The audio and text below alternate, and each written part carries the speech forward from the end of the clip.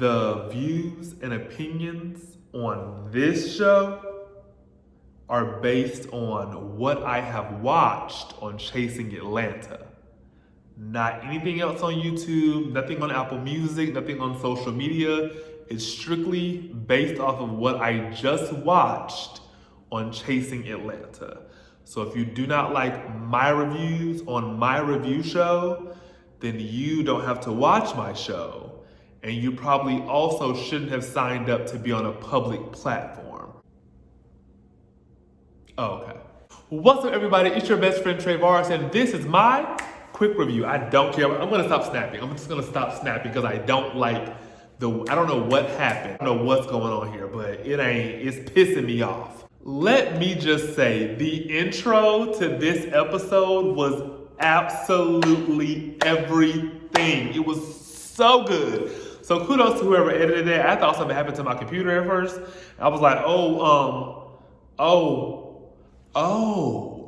this was on purpose. This is sickening. I thought the day would never come that I would say this. Carl looked cute at the lemon squeeze. The hat backwards and the shades kind of did a number on me. I can't believe I'm saying that. But Carl had looked cute at the lemon squeeze. I'm not saying it no more. I'm not gonna repeat that. I'm not gonna repeat that. I'm trying to figure out in the confessional when Quentin was talking, after Tony had shared her piece about, tardiness and being late to things or whatever, and she was very apologetic about it, and she understood, she gave you grace for being late and why, she left. She explained herself very well and gave you grace and said you had every reason to be late. But as far as the group as a whole, if it's not a birthday, we need to be better about being on time. It made sense.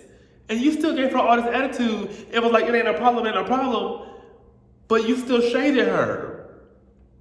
So is it a problem or not? It's like, do you want it to be a problem? Because all that calling her old and it was like, how is it no problem, but you doing all of this? Is it a problem or is it ain't? What are we doing?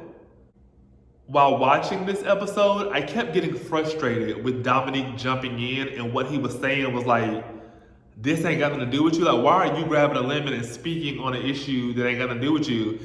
And then I realized, he's hosting this lemon squeeze. It's Dominique, Noel, and Tony are hosting the lemon squeeze. Because at first I was like, why do he keep opening his mouth and talking about something that ain't got nothing to do with him? He's the host. I still feel like he could have been quiet. There's certain things I was like, shh, but as the host, you kind of gotta. So I'm gonna let him have that one. I think we are also missing the plot of what a lemon squeeze is, because Nova, y'all already think that Nova is she lives in a delusional world, so there are things that's gonna make sense to her that will never make sense to me. But you can't open your mouth and say you're trying to protect trans women, but then you constantly throw shade and are disrespectful towards Tony. It got to make sense. What are you talking about? When Tony told Carl that he can leave, he's gonna be irate, everybody was like, no. If this is my thing, I don't believe in showing out in public. I do understand in certain, at least for me, when it comes to white people, I deal with them differently. So if you show out in public, I am gonna handle you in public. But it's just certain situations where it's this ain't the place to show out, especially in a group of black people. So if you feel like you want to show out here, then by all means you do need to leave, because this ain't that. So I don't understand why they even stop. If he want to show out, let him go. Baby, let him go, because you're not gonna embarrass me. In certain settings, most settings, you are a reflection of those who are around you. So if you act up and show out, I look bad. So if you want to show out, you need to go, because I can't afford to look bad. We're not doing that. It was 3 lemons on that table. Why 5 people talking? Shut up. If you don't have a lemon, shut up. It feels like Carl can't be wrong. He has to be right. It feels like what he says goes, and it don't matter how you feel or what your thought process is. This is how I feel. Screw y'all. It feels like he can't be wrong. And I could be wrong, but that's what it feels like. A few things with Ken. Ken said on these people's show and said where he from, they don't do all that arguing, they throw hands. But yeah, all he did was argue. What is it? People always, when they, this is where I'm from, this is what happens where I'm from. Okay, well show us. Like, if this is what they do where you from, then show us. And if you ain't gonna show us, then that ain't where you from. You right now, we right here. Where you from and where we at right now, it ain't. Also, Kim the kind of girl that'll probably spill your HIV status tea.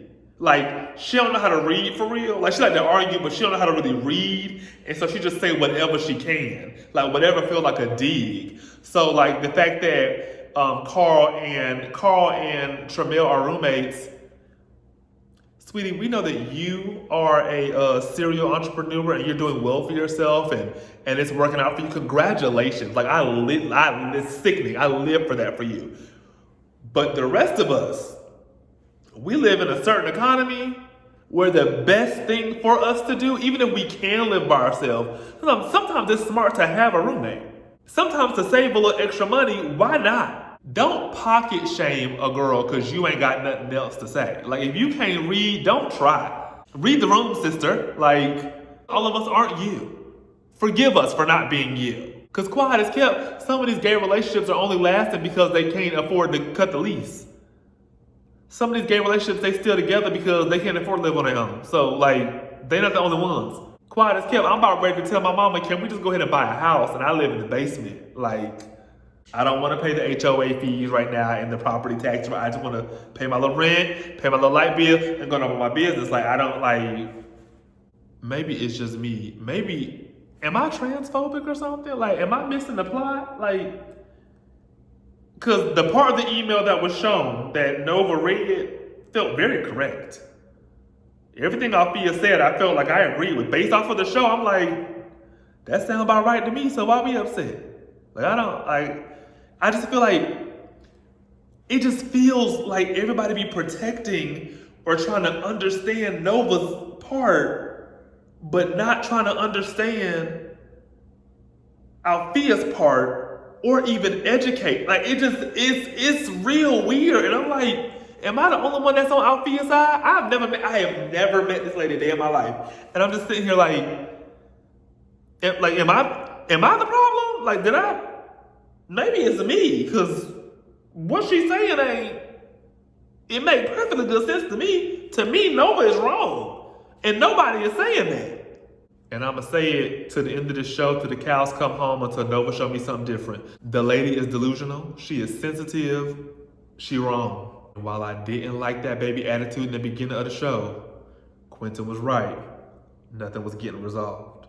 Noel and Tremel had a little moment, but outside of that, even still, there was still like, we apologized, and then in the confessionals, you like, but he still got one more time. Like, did you forgive him, or are you still like nothing got resolved for real? We put it on the table, but nobody cleaned it up. So now the table is a mess. What's happening here? Nova don't like women, and it shows. Nova don't like biological women. Nova don't like trans women. Nova don't like nobody that feels competitive to her. Nova don't like women. However, it don't matter. Trans woman, bio, it don't matter. Nova don't like women. It shows. And I don't know why anybody else seeing this. Now, when everybody started leaving and it got calmed down and Dominique could form his thoughts and his words, what he was saying made sense. I am tired of the whole, like, I could fight because where I'm from, or y'all see how I get down. I don't like all that. Because if you ain't gonna squabble right now, don't even bring it up. Don't, cause a real scooter, a real snatch 'em up, you ain't never see it coming.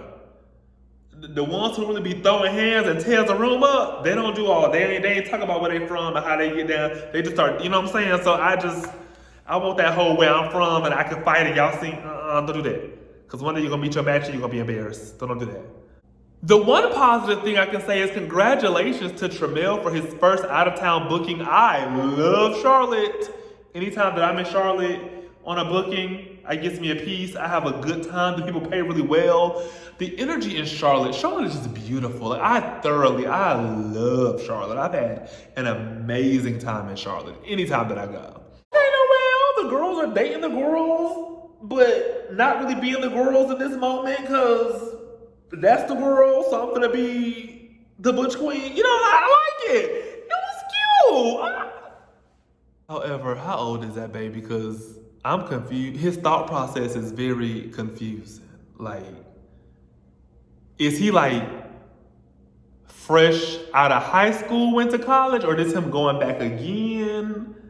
Like, his energy and what he's saying feels young. And some people do move differently in relationships. Some people, know what they want and it don't take weeks and months to figure it out. Like, everybody's, I guess surrendering to love. Everybody's, people let their guard down differently than others. So I'm confused. He might be a bit too young for Noel. And maybe it might work out. If it works out, I wish them well. I want it to work out. It just gives real, like, that baby might be too young for Noel. But I love that both parties are open and accepting and allowing each other to live in their feminine spaces. I love that. Like, I love that. Were they talking at the time that Noel sat at that table on episode 1 and asked if Sammy was single? I don't want to start no mess. I don't want to argue. I don't want to fight with these girls. But this little situation going on between Carl and Ken, it give me very much, these are the kind of girls that argue and fight in public. The girls be dating and hunching in private, and it be a good hunching. I'm talking about the girls, they be a hunching. And I'm talking about it'll gag the whole group. I'm talking about the whole time we arguing, we fighting, I can't stand you, you get on my nerves, I throw hands. I'm talking about hunching like dogs. Do you hear me? Two big old grizzly bears just tearing each other apart. And now I'm talking about good relations. I'm talking about that Tiana Taylor and what that Mufasa man. That kind of hunching. I feel like Carl and Ken, I'm not saying they are. I'm just saying the plot would really thicken if that was what the truth was. But here go your lemon. Really quickly, I have forgot to say, Sammy's body in that red dress at the red dress run, bitch.